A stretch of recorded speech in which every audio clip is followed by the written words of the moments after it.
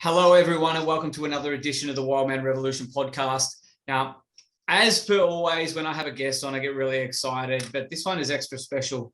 Not only is he already doing great things in the world, and you'll notice that language there already. He's a 21-year-old lad, you could call it, but he's got so much experience under his belt, and he's overcome so much already in life.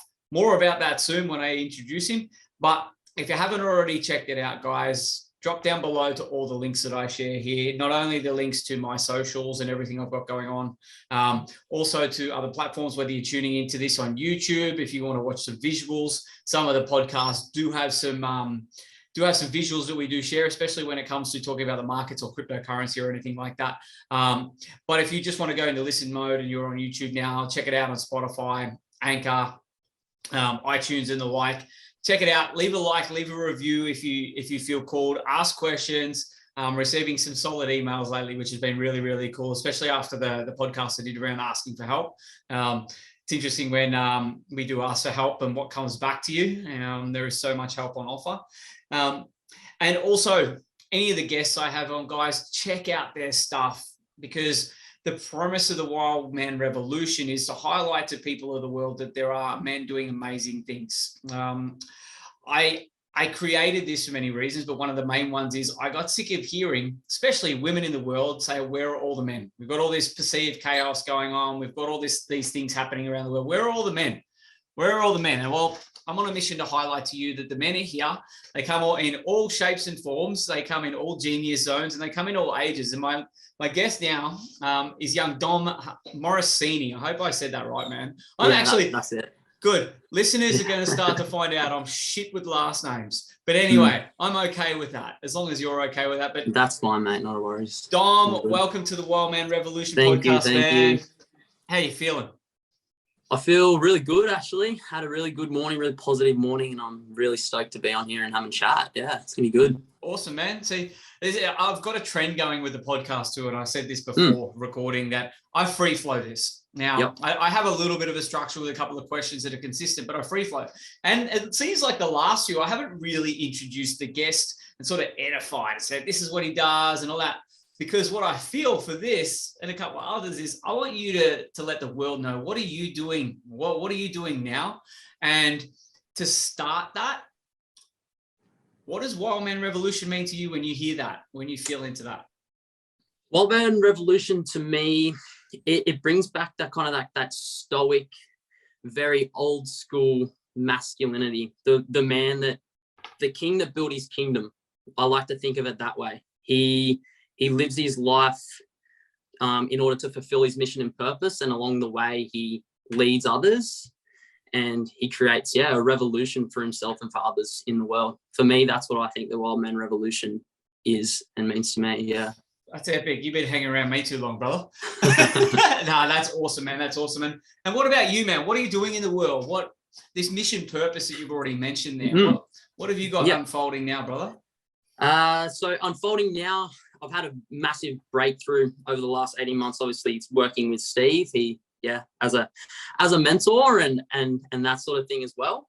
But recently, I've really found I'm finding my mission and purpose is more so, I'm becoming more refined with it. It's now becoming, I want to help other young men find their mission and purpose in the world. And I want them to live their most authentic self. I want them to live with self-awareness. I want them to live respecting their queen, and doing all those things that I feel like the modern day man these days, for me, is you're put on a pedestal if you go out and you sleep with all these women. You go out and if you're on a pedestal, if you can lift the most in the gym and all these sorts of surface kind of level things, I suppose.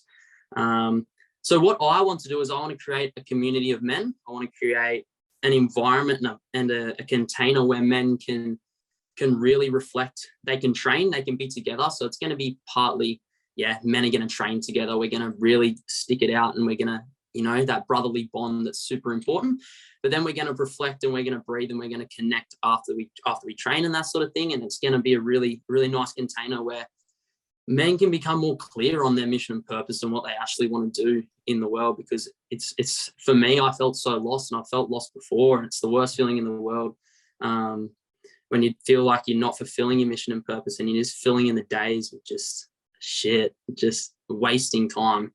So I love this, man, because you're talking like a 40-year-old.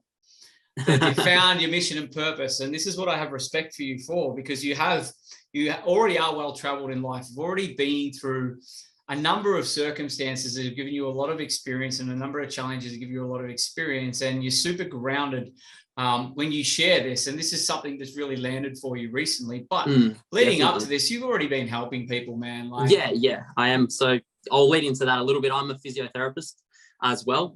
That's what I went to uni for 4 years. I'm only recently graduated just last year.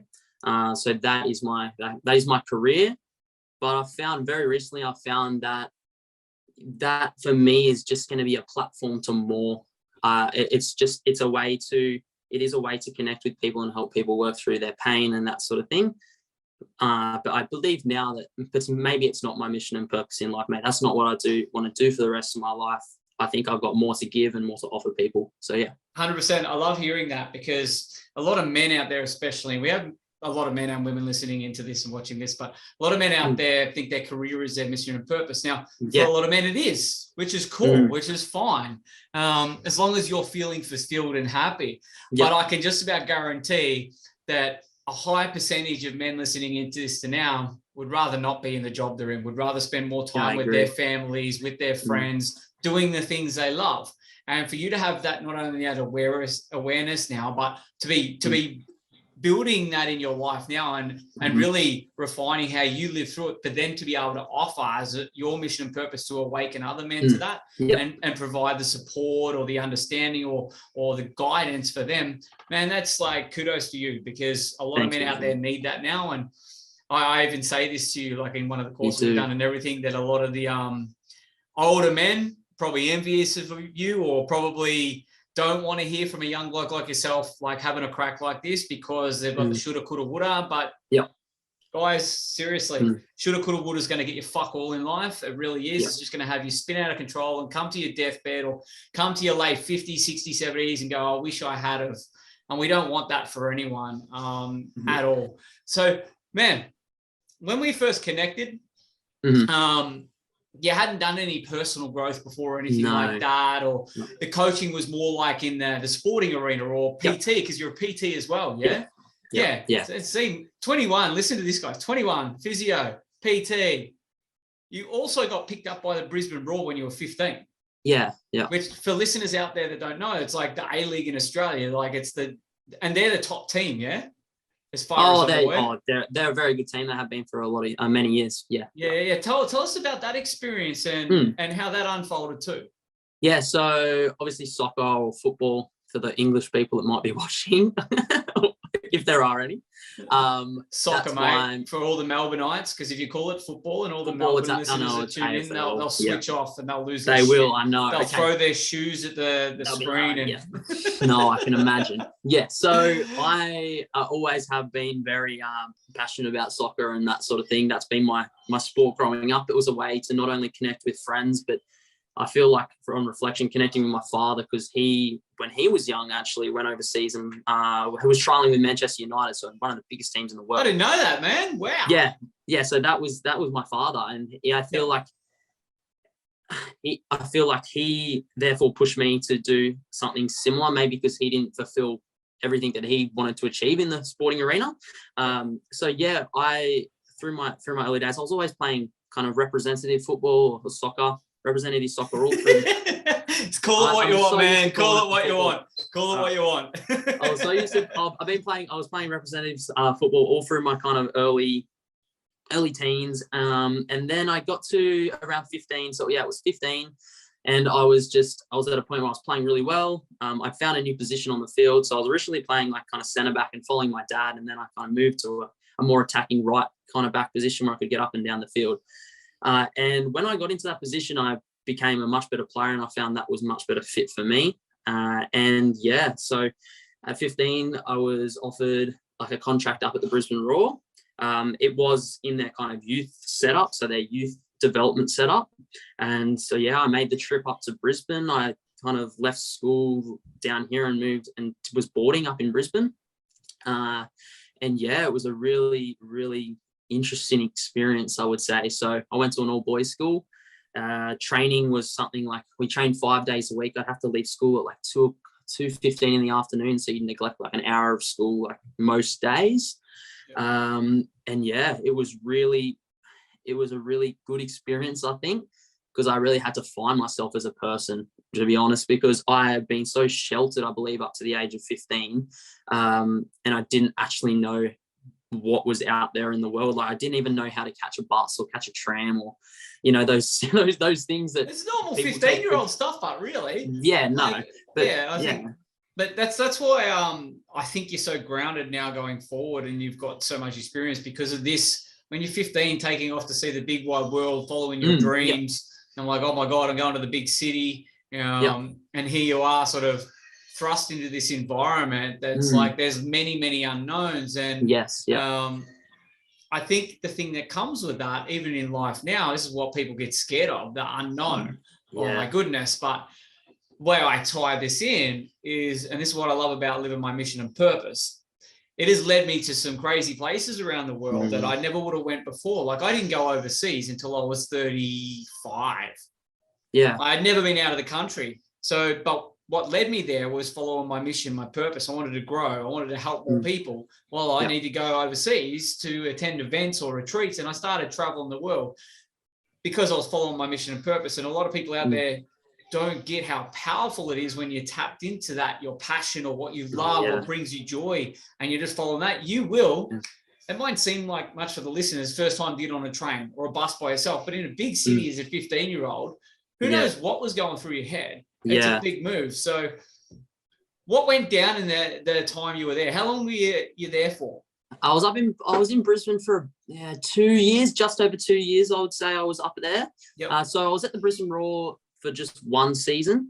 What happened was I was succumbed to a few kind of major injuries. My first one was at training. I kind of did my knee and had to have surgery and things like that. The rehab for that, it went well, and then I kind of went back. In the first game back, I kind of fractured my ankle, and it was just one injury setback after another in a short period of time. And it kind of set me back for like a total of like 9 to 12 months in total, where therefore the Brisbane Roar were kind of like, oh, they kind of let me go and were like, okay, go and play for this club. They kind of set me up with another good club that was in the league below. And they set me up with that club, and at that club I got injured too. So it was just one after the other. And then I found myself quite lost in the city because I wasn't fulfilled, because I wasn't doing what I went there to do. I went there to play soccer and to try and fulfill my dreams to be a professional. And because I wasn't actually doing that anymore, I felt really lost. Even though I had my brothers around me from the school, I didn't actually develop that many really deep, strong connections with the males from that school. So I therefore came back and did year 12 back at the school that I was originally at. And that's kind of how it all worked out. With the injuries and stuff, what was going through your head when like the first injury happened? Was it just like, oh, well, this is a knee, I can get back, I'll be fine, I'm young, I'll sort it out? Let me know more of what was going on mentally. Okay, so initially I thought it was at a stage where I was playing okay. But I knew in the back of my mind, I'm like, it is a professional sport, or vying for professional sport is so cutthroat. I kind of knew in the back of my head very early that this for me at the Roar was almost the end for me. Very early, I created that belief in my head because I'm like, I had this, the coach that I had at the time, he was very cutthroat. He was like, you need to play, or that's that sort of environment that you kind of played through pain or played through injury. And the beliefs in my mind were around like, you're not going to get back to kind of what you used to be. That was literally the first thing I thought. And therefore by creating that manifesting that thought, I kind of did not get back to where I wanted to be. It's huge awareness, man, and it sucks to have to go through injury again, and maybe see your dreams sort of dissipate in that moment or in that time. But again, this is why I've got so much respect for you as a young guy. You could have just went out and you're like, I just shoulda, coulda, woulda for the next 10, 20 years. You could have just gone, oh, well, it's not for me. I don't care. But you've gone and you've dug deeper into what you're here for and what you love. You've gone back and you finished school. You've had that experience and you're back playing soccer now. Yeah. Yeah, I am. Yeah. Are you liking it? Loving it? I am. I've never loved my soccer more than I have in my whole life, because I'm playing it for me. I'm not playing it for my dad. I'm not playing it to really reach another level. I'm playing it because I love the game and I love being around the boys and just having fun, still playing the sport that I love. Yeah. Awesome. And what about the recovery? Because this is sort of where you probably got the inkling that maybe a physio or something like that, and where you go to help other people, because you've overcome and worked through a lot of that to build strength in your body. Tell us about that journey and where you had that awareness. It's wow, I've been able to recover or build strength or get confidence back again. How has that led you to where the physio and all that sort of thing? Yeah. So when I kind of did the first injury, I just had so much respect for the people that were giving their time up to me to rehabilitate me and trying to bring me back to the player, or the player that I was, or the player that I wanted to be. And I found it so interesting how we can manipulate or move the human body in ways to therefore strengthen, lengthen, increase balance, power, strength, all those real components. And I just fell in love with the rehabilitation side. And the recovery from being injured, and the recovery to therefore getting back to sport.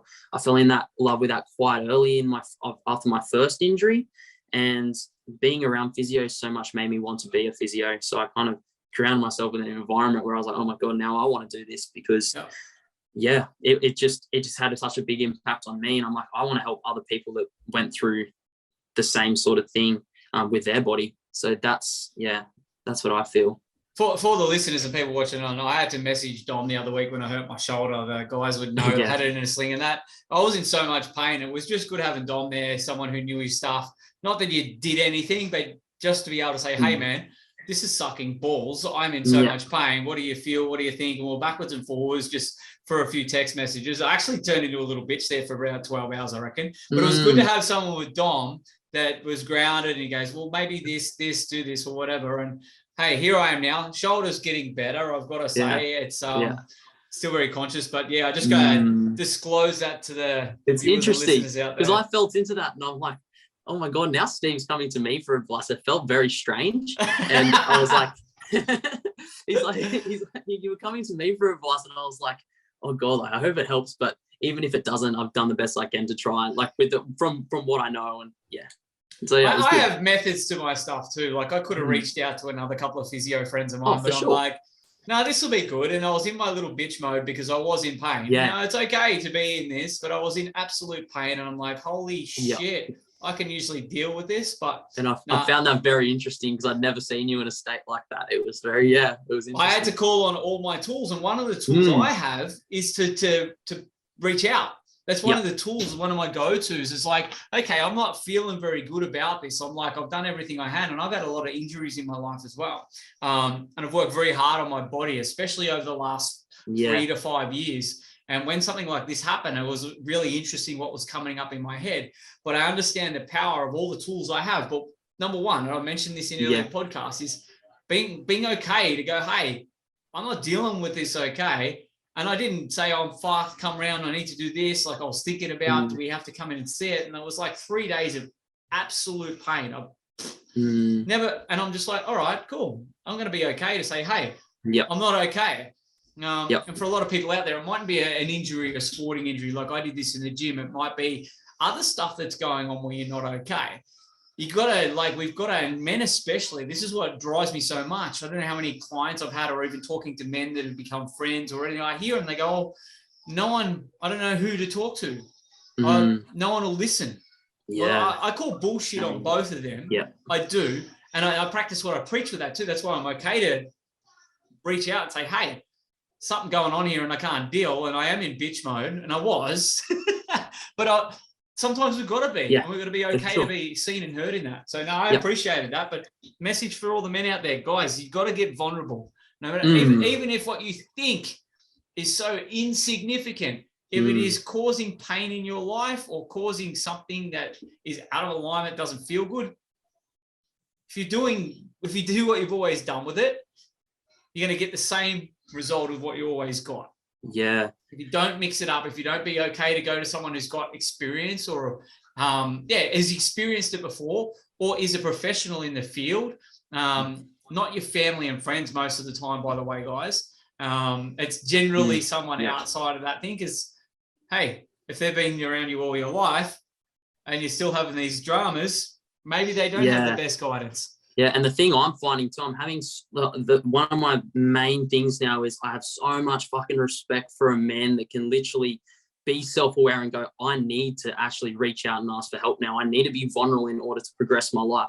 That is like one of my main things now. I'm like, if you can do that and are willing to sit with yourself for 10 minutes and go, fuck, I need to get some help. Like that for me is so important. Yeah, no, that's awesome, man. It's and this is the thing, and I think what I'm seeing in the world now, again, the Wildman revolution, I'm seeing and I'm hearing from a lot of men the same thing. They not only have got their shit sorted, and I call it get their kingdom in order, but then they're like, okay, I can do something with this. I can see what I've done. I've embodied certain elements of my world where my reality is really good. I want to help more people, or I want to talk to more people or more men and let them know that, hey, this is possible. Not only is it possible for me, it's possible for you. It's possible for all the people in your reality, and so on and so forth. And men need to hear this. They need to see this. And again, why I think is a strong example and why I was rapt to have you on, because you're such a young bloke who's been working to get your kingdom in order, and you've got a lot of it in order. And it's a work in progress too. Like, I know we've worked a lot on relationships and things like this, but it's a work in progress. It's not a definitive, all right, my kingdom's done, the walls are built, everyone else fuck off, I'm complete. It's not all about that. It's this constant evolution. That's why I love growth. I had something else on the I'll just touch on that real quickly in terms of building of the kingdom and how that's made, like, actually delving into that and how that's actually made me feel, starting to build my kingdom and really analyzing my life and reflecting on it.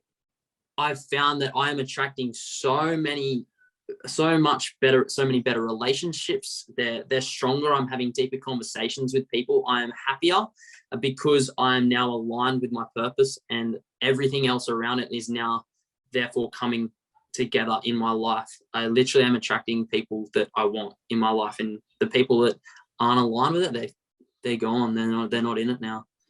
Yeah, it's a good one. I love that's why I use the language or the analogy of having your kingdom.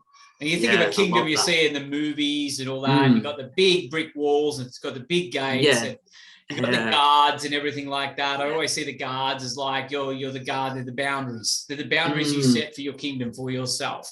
And anything that's out of alignment with that, if they're in the kingdom, they've got to go. Mightn't be as violent as the movies, but if there's people or elements or situations that want to come in, the gates will freely open and be welcomed in. It's it's awesome. And you can see how composed, like, if you look at the king in those movies, how composed is he? He has his woman by his side, and he's able to delegate. He's like, this is going to help me do this because of this, and it's just everything. He's just so composed. He knows what he wants. Respect. He's got everything. Got composure. They've got their shit sorted. They've got good, strong boundaries, and they are connected with who they are. And I think that's the thing with it all. The stories in the movies that you'll see, if you really dig into them, a lot of them follow the hero's journey and things like this. Yeah, totally. But they've got to literally earn, in a way, that king mantra. Even if they've got the crown already, even if they're born into the blood or whatever, they've still got to go through life and experience things so they can embody that.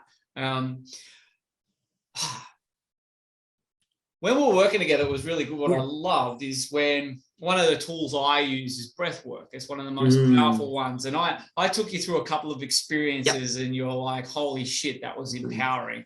And a lot of listeners and people watching on out there, they hear the label coach or something like that. And I think it's like sporting, like I used to, just getting you from A to B, or there to keep you accountable. That's a part of it. But what I love about in the coaching realm for me is any tools I work with, anything that I've learned, embodied, it's helped me in life, I'll always take my clients through it and utilize them. When then breathwork is there, breathwork and language speaking to the unconscious, especially for me. But tell me about them sessions, what that highlighted to you, maybe about growth or maybe about what really interested you.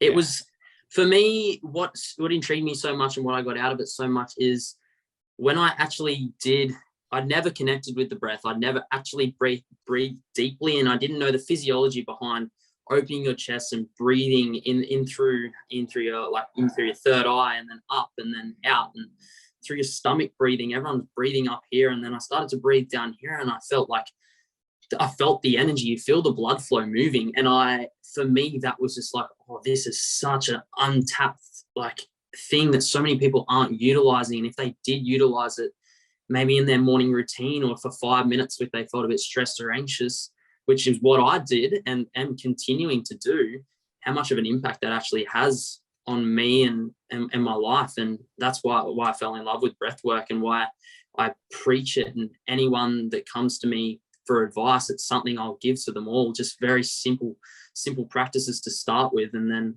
they can therefore expand their knowledge if they want to regarding it, because the physiological effects it's had on me in terms of decreasing my stress and anxiety, sleep, energy, it's just been astounding. I've really enjoyed it and loved the journey so far.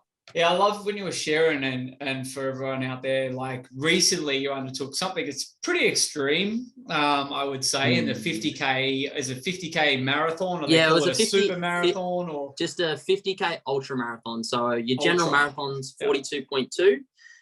So I went beyond that and did an 8K, 8Ks longer, only because I was like, you know what?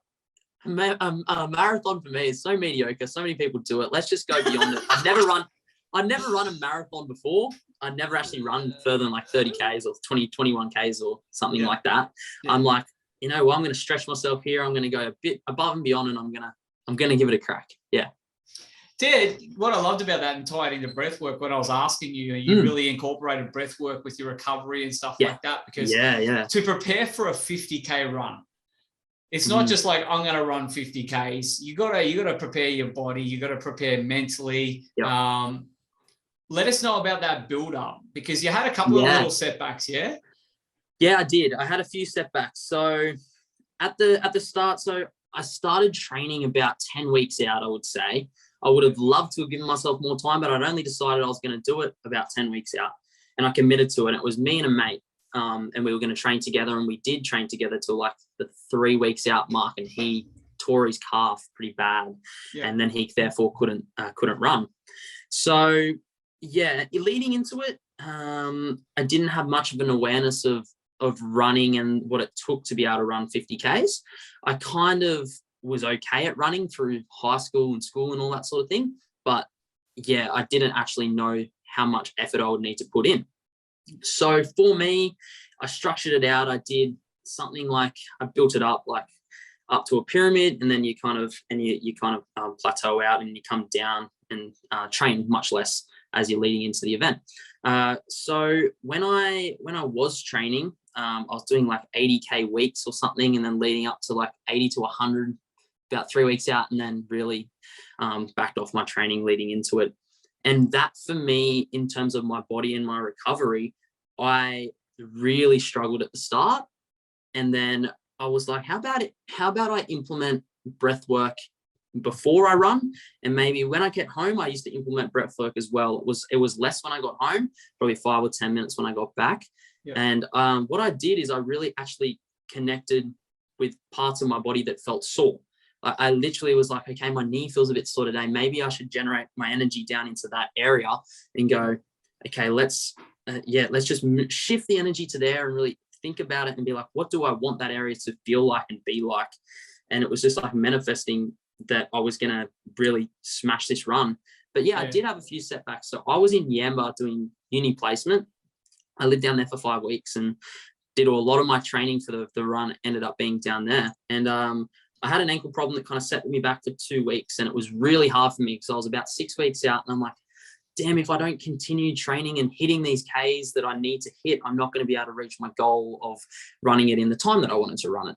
And so I think I wanted to run it in 4 hours or something like that, or under 4 hours. I think that was my goal for the 50. I'm like, fuck, if I'm not going to hit these Ks, I won't get there. But what happened was actually backing off while I was going through a bit of this injury. I didn't stop training. I just connected with the breath and I continued to train, but just to a lesser degree. And I recovered better. I ate better during that time. What I found was it actually improved my performance when my ankle did actually heal and felt really good. Me kind of tapering off and training less made me like it just stepped to another level. My recovery was so much better. It was just learning what kind of load my body really could tolerate and being smart about it. Like, I look at people like David Goggins, like he's an extreme dude. And he pushes through with like the tape on the shins and all that, like kind of real alpha male stuff. Like he's smashing it. But like, what if he took, maybe he's a really happy dude and he does take time to recover. I know he stretches like 3 hours a day or something crazy, 2 hours a day for his recovery. But like, man, does he ever chill? Does he ever take like a taper and let his body recover? I'm like, yeah, it's sick going hard every day of your life like that, but you're eventually going to burn out. You just are. So for me, that was my kind of journey. And I ended up running the 50Ks I think I ran it in 4 hours, 4 minutes. So I kind of just missed that 4 hours, under 4 hours that I wanted to hit. But I account that to the fact that I got very excited on the morning of the race and went out way harder than I should have. I think I ran the first 35 Ks. I was setting myself up to run it the whole thing in like 3 hours 40. I went out hard with some dudes that had been training for this for like 5 years. Like I was up with dudes that had been running like 100K races and like epic stuff. And I was with them to like the 35K mark. And then my legs went, oh, you are an idiot. And we are going on you. And they started doing this. They just kept coming past me. And I was like, fuck, that feels so shit, but I'm going to finish this. And I've learnt from it. Like next time I'll do another one eventually. I've got a lot of shit I want to do before I jump back into another prep like that. Yeah. It was good. I love so much about what you're sharing with this. And I pick up on this because I'm aware of like some of the language you used and the way you were like, all right, I just tuned into this and I tuned into the body and I shifted this and I changed this and I tapered down all this. This is the sort of stuff when you've got that awareness of the body and you have never done this before. But when you have awareness of something that needs to shift, whether it's manifest with an injury, you know, okay, something's not working. I'm going to honor that.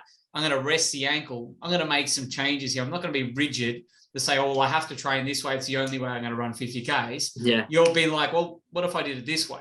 What if I did it this way? And you've gone, okay, I'm going to be patient with the body. I'm going to let the ankle heal and rest. And you were traveling around. You had lots of unknowns going on with uni, with all the rubbish with the Rona stuff. You were being banged from pillar to post, following through with what you believed. You had all this going on in the background. But again, I love how you're like, all right, cool, I still want to achieve this.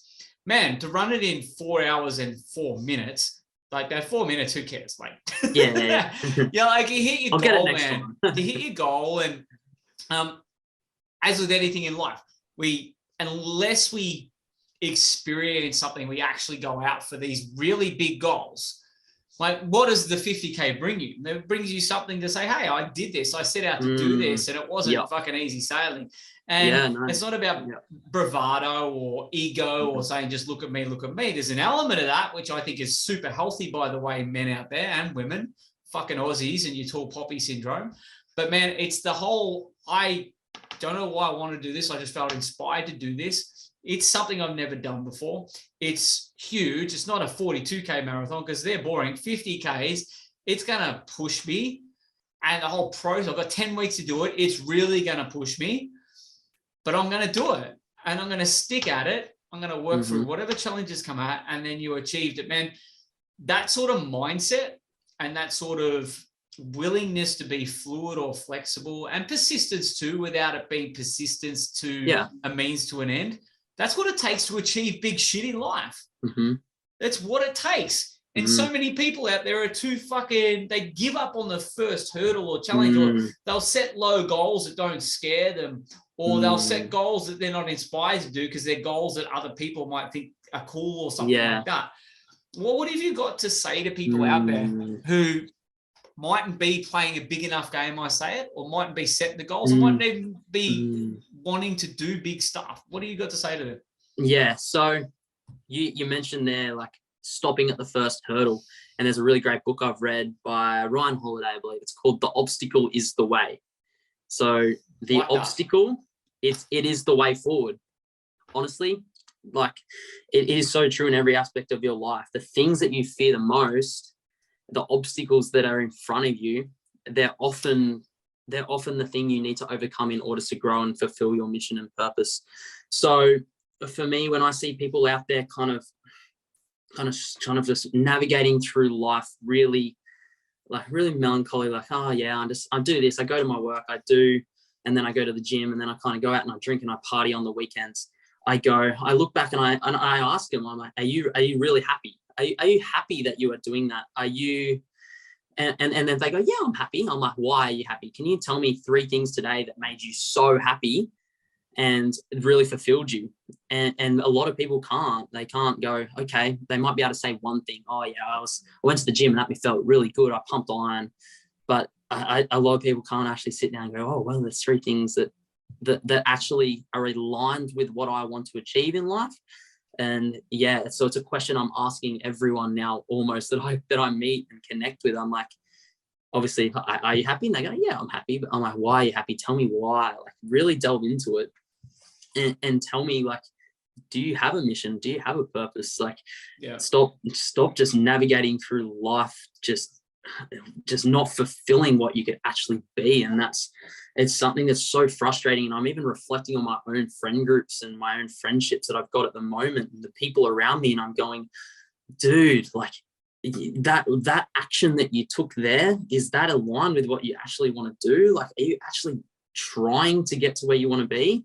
Yeah. And I found that the friends that are taking stuff on board and actually reflecting, their relationships are better, their body and their health is better, their mind and their spirit is better. All those aspects are starting to align for them, just flowing. It's just energetically flowing in the right direction in their life. So yeah, it's been a really... Talk about a flow, and I just noticed what you got written on your board behind you there. I don't know if the viewers can tune in. Money flows to me with ease. I love it. I love how you do the work, and I love how you've got it up and around, and I love how you take something and you run with it.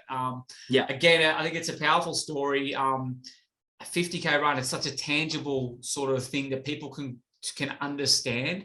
And I really encourage you to tell more and more people, whether it's clients and that, about that whole journey. Sure. I think it's such a good thing to break down when it comes to the physical, because a lot of the goals we have or people have in life, they haven't experienced yet. So there's nothing really tangible there for them to grab onto. So a lot of them don't tune into what it would feel like to have that, because that's the key. So I love the physical stuff, because that's what it sort of provides for you. Something they can see, they can relate to.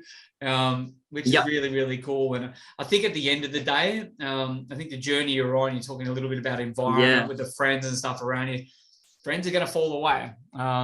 Friends are going to fall away. Friends are going to come in.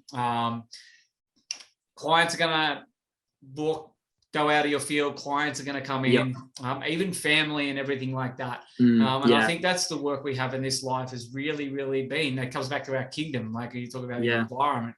And if and the hardest thing for me that I just clued into it then, I'm like, no, so many people don't know where to start. They don't have that point A, and they don't know where to start.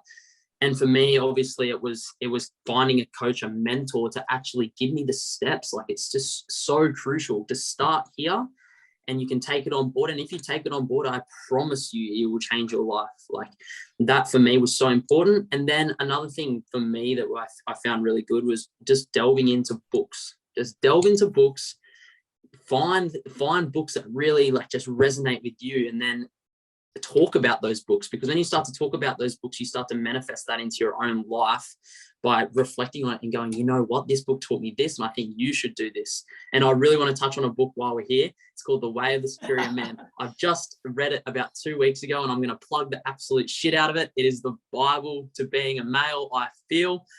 It's from money to sex to relationships to treating women like in the most alpha way you can possible. It is so fucking epic. And so I'm gonna plug the shit out of that, because it's so good. It is so good, man. I love it. And what you're sharing there, and it's like I always say, the best way to learn is to teach something. And if you take it from books, if you take it from videos, if you take it from what you're hearing here and it leads you down a little rabbit hole, the best way, if you can learn that, to embody that, is tell people about it. That's why I'm grateful, and I love teaching. I really do. I love teaching. I have my own methods and my own styles, but I've always got that dry bar. It's not about me. Yes, it helps me learn and embody it, but it's about the way I can get better is by sharing it with others. And witness with others, like even if I'm uncomfortable and nervous, like taking anything from a book we've read and saying it to your mates and they're going, what the fuck are you talking about? It can be vulnerable. And it could be like, shit, should I be telling these people, or doesn't matter? It's so it's really, really powerful, man. And I've got to read that book because I haven't read that book, and I love the obstacle is the way, because that resonates with me. And I think, and I might have mentioned this to you, one thing, if you guys are out there aren't into reading books and everything like that, go with what resonates. There's not one way. I like the saying, there's not one way to skin a cat. Don't even know if that's real. Well, there's more than one way to skin a cat. There's so many amazing people out there that have put their journeys, their experience, their knowledge, their expertise into written form or visual form, where you can, if you need that you need something outside of yourself to motivate you maybe, or you need something to inspire you. There is an abundance of resources like that, peeps. The only thing there isn't is resourceful people. There is an abundance of resources out there, but you've got to be willing to be open to say, hey, my point A, like you mentioned, I'm here. I don't want to be here anymore. I don't want to keep coming back to this anymore, or I don't want to deal with this anymore, or I don't want to put up with this shit anymore. You got to fucking choose. And what I encourage you from listening to Dom here today and all the other listeners, don't wait till you're in pain, till you've lost everything to motivate yourself to go, shit, I've got to do something different. Like, do it fucking today. If there's one part of your life, and I don't know anyone, if they're really honest with themselves, who doesn't want to improve at least one area of their life. If you think you're okay and you're listening into this and go, oh no, but shit's okay, that's a sign to me. If I hear that and I see that, I'm like, shit's not okay. Doesn't mean anything's wrong, but where's your fucking drive to improve? Why don't you want to better like elements of your life, your reality? And I'm like, it stumps me sometimes, but I get it because the unconscious stuff and all that. But what have you got as a message, apart from check out all your stuff all over the socials and that, and check out what you're doing in the world? What have you got as a message for someone who thinks they're doing okay right now, or they're playing the average game? Oh God, I think my message is, start today, live your most authentic self, live and experience what you believe you can achieve. And if you don't, and you don't know what your mission is, and you aren't living through your values, fucking start now, and just take the step, take the leap, have courage, and go and talk to someone, find a group or a group of men that are actually doing things in their life, and just really become engulfed in it. Just for me, environment has become everything. Surround yourself with people that are going to lift you up, not put you down. And just another thing is, if someone can't congratulate on your successes, you need to get them out of your life. If they can't go, yeah, man, you're doing so well, get them out of your life right now. Just surround yourself with people that are going to lift you up, because from surrounding yourself with people that are going to lift you up and push you further in life, you're going to find, you're going to refine your mission and purpose, and you're going to really find out what you want to do in this world. But take the plunge, live life on the edge. Don't play it safe. I like talking about living on the edge and stretching yourself, and which is what I did with my 50K run, and like the effects that had on me. And it's the same in every aspect of your life. If you're not living on the edge, are you really doing everything you can to fulfill what you want to fulfill in this lifetime? Because life is short, so make the most of it. Life is short unless you're going to live to 180 like I am. That's going to annoy the fuck out of a lot of people knowing that, but that's okay. Cool. So as we sort of go out to the closing parts of this here, I ask a question to most of my guests. It's like, how do you see the world? Now I mix this up a little bit, but how do you see the world in the next year, 12 months from now? Okay. And how do you see your role in that? Okay. This is a very interesting question, and it's a very difficult question at the same time. I see the world continuing to spiral in a very egotistical kind of money, I don't know, a kind of way that is just not fostering real growth in people. I think the media is just creating this world that's just it's just so shallow, and just so people aren't living their full experience. And I see the world just continuing to spiral down this path of just weakness. I would say weakness. I see the world continuing, unless there's people out there like really actually try and help. I see a world of weak men, and I see a world of men that aren't. I see women starting to take up more of the roles of what men should be actually doing. Men should be the leaders. They should be out there leading in their fullest self. And I feel like that's not happening at the moment. If you look at politicians around the world, you look at people aren't following through their word, and that is such an important value as a man. They're saying something and then they're not following through. How many times have we seen that over the last 12 months to 18 months? People aren't following through with actions. For many years. Oh, I'm going to cut you off here because you mentioned I'm massive on this. Politicians. Now, without going too far into making this about political and all that sort of stuff, the examples we have had as men in society for a long time, they haven't been great to model. They haven't. Now, like, sure, we can share stories about like our dads. I know they did the best that they could, but there's elements of that. They weren't great to model. But who did they have to model? Or maybe their dads. But who did they really have to model? With the rise of the media in the last century or so, and beyond, but the controlled media, politicians have been put on pedestals. They put themselves there, but they've put their royalty, not true kings and queens. Like, let's be real here, guys. They're propped up by the media as well and all this sort of stuff. But the models we've had as men are generally been politicians. A lot of men won't realize this, and this might be this little awareness, but if you've been watching them on the TV, your parents have, and that's been on the news all the time. What's all over the news? Politicians this and politicians that. Prime Minister that, fucking president this, whatever like that. We take that stuff in and we model that. And the things that come out of their mouth, I pull this apart all the time. Like covert hypnotic language is one of my jams, and NLP, and if you know the likes, working with the unconscious and languaging. A lot of people call it all politicians lie. Well, they don't. They do what a lot of people call doublespeak.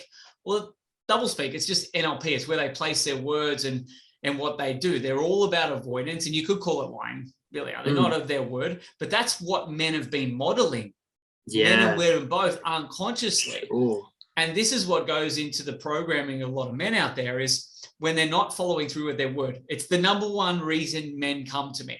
Either their exes say it to them out loud, they never do what they said or never follow through with what they said, or their current relationship they're in, they'll say, you better sort this out. You never do what you say you're going to do, or you do it once, you don't do it again. Or they're single, lost and lonely and unhappy because they know their story is, I can't ever seem to follow through what we did. Big reason is because a lot of the men in our life that we've unconsciously modeled have been full of shit. Yes. Now, whether intentionally or unintentionally, doesn't matter. Like I can say, I can pick apart all the leaders of the world, whatever you see them, good or bad, there's parts of them that we've modeled. Now, we've got a chance right now. And again, what this podcast is about is highlighting amazing men. We don't have everything perfect and everything together, but we're conscious of the things. And one of the biggest things that I think we focus on is integrity with our word, following through with our word. Again, we're not perfect, but we've got this awareness that as a man, that is our number one thing. So I just wanted to bring that in there. Yeah, cool.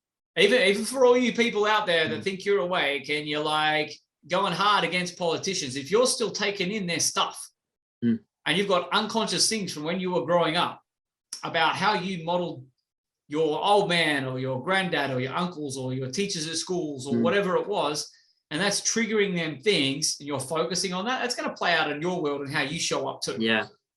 and you're just going to project onto Mm. other things. You're going to see that in other, and this is a deep one for a lot of people. You're probably seeing a lot of the elements that you have in your life where you're not happy with showing up in the men we have modeled. Yeah. So I just wanted to share that. Yeah, really, really that's powerful. epic. What about your role then? If you Yeah, my see role. this spiraling thing without a big doom and gloom, which it could take people into, but your role in this. So my role in trying to prevent the spiraling. Wait, Coach Steve, try and pick up your pen. You can't. Coach Steve's here. So you are. Yeah. Declare this shit to the world, man. What are you going to do about this? My role in this is going to be teaching men to really step out there, speak their mind, but live their most authentic self, where they are actually self-aware. They have courage. They don't fear failure. They're willing to take that next step in life and live life on the edge. And that's what I want to do. I want to give men a platform and a container that fosters the masculine, fosters the health and fitness, that real getting around each other, just like everything about being a man. I just want to create a container that we can connect with other men. And I just want so that more men can become, more young men, particularly growing up now around my age, maybe younger, maybe they're older and they haven't really delved into this, being self-aware yet about this sort of thing. I just want them and more young men to just really step into that leadership space, become real, true masculine leaders. Step into it. Don't be afraid of it, and don't be afraid of what people are going to say. Sometimes I think ego is our biggest enemy. So yeah, and don't be afraid to take the leap, because for me, and since I've started to step into the space, it has had a huge impact on my life and the life of my friends, my family, and other people around me. And I want you to do the same with your network. So for me, that's what I feel is my place in it, is being that teacher and giving people the steps and the platform and the connection that they can do it themselves. Awesome, man. I love how your headphones are dropping out right at the end of this, and the timing is perfect. Man, where can everyone find you? Yeah, so everyone, you can all find me on Instagram, just Dominic Morosini. That is the main place you can find me right now. That's where I post a lot of my stuff. And be prepared for some tops off there, young ladies and young men out there. Yeah, there's a little bit of that going on, but yeah, a lot of the stuff that I'm kind of posting at the moment is around my physio kind of content and things like that, and that's going to continue. But I'm going to integrate lots of the things that I want to do in that. So yeah, Instagram is the best place to find me. Awesome. You'll be able to find more out about Dom and where to find him down below in the links and everything below. And I'm sure we'll have him on again in the future, man. This has been awesome. I love the journey you're on so far. I love what you've shared here. I might have to get more clients on, because you've been saying lots of nice things about me. Maybe I've got to get a guest on who doesn't like me, because, but thank you, brother. You're doing great things in the world, and it's great to highlight what you're doing as part of the Wildman revolution. And it is so, so important. Thank you very much, brother. Everyone, guys, again, please leave a review, share, plug someone into this that you think might need it. Be they young, be they old, be they male or female. Again, I know we really want to motivate a lot more men to inspire men to step up, but I know a lot of women get a lot from this. But share it, it helps me get this message and this mission to the world. And for men like Dom, who are really taking off in this space, it really helps them get out there too. So thank you for tuning in. This has been another edition of the Wildman Revolution podcast. Catch us later.